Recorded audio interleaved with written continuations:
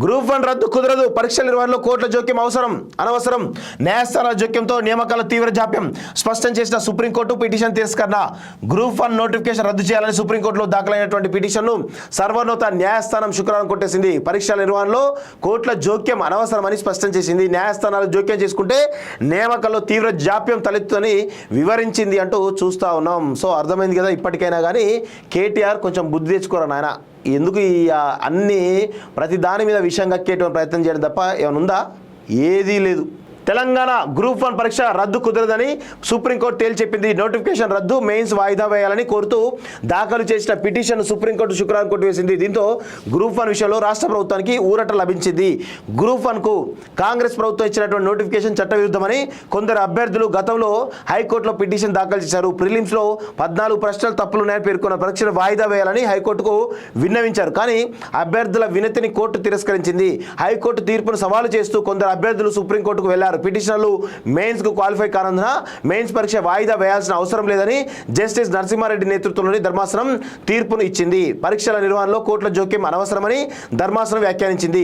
కోర్టుల జోక్యంతో నియామకాల్లో తీవ్ర జాప్యం జరుగుతుందని అభిప్రాయపడింది. దీంతో గ్రూప్ 1 పరీక్ష మెయిన్స్ ఫలితాల విడుదలకు ఆటంకాలు తొలగిపోయాయి. సో గ్రూప్ 1 ఫలితాలు త్వరలో ఇక రాబోతున్నాయి. దాని తర్వాత ఇంటర్వ్యూస్ ఇంకేదైనా పెట్టేసి ఇమీడియట్గా గ్రూప్ 1 కూడా మొత్తానికి కూడా వాటి ఆ యొక్క ఫలితాలను కూడా విడుదల చేసేటువంటి అవకాశం చాలా త్వరలోనే ఉంది అనేటువంటి విషయాన్ని గుర్తుపెట్టుకోవాలి.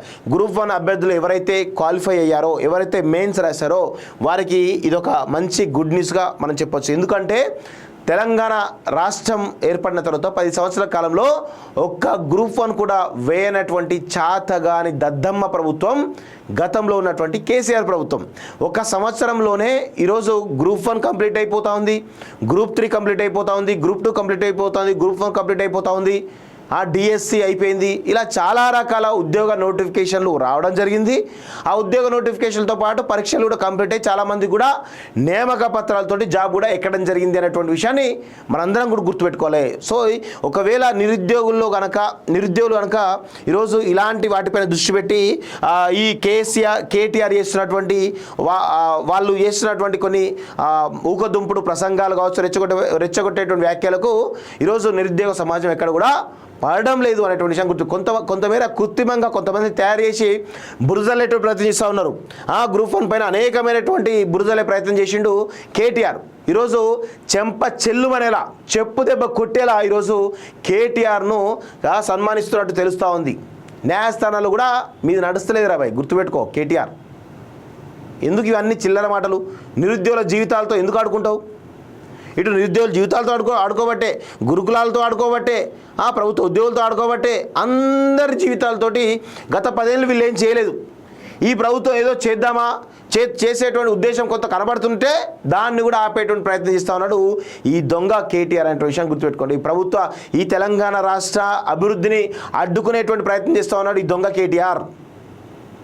దయచేసి దీనిపైన ఖచ్చితంగా ప్రజలందరూ కూడా గమనించాలి.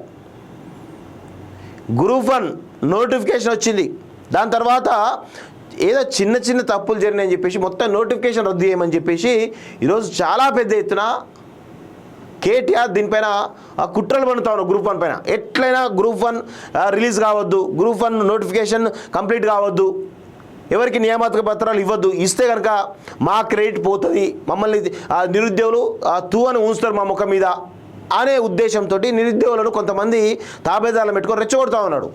కృత్రిమ ఉద్యమం చేసి రెచ్చగొట్టే ప్రయత్నం చేస్తూ ఉన్నాడు.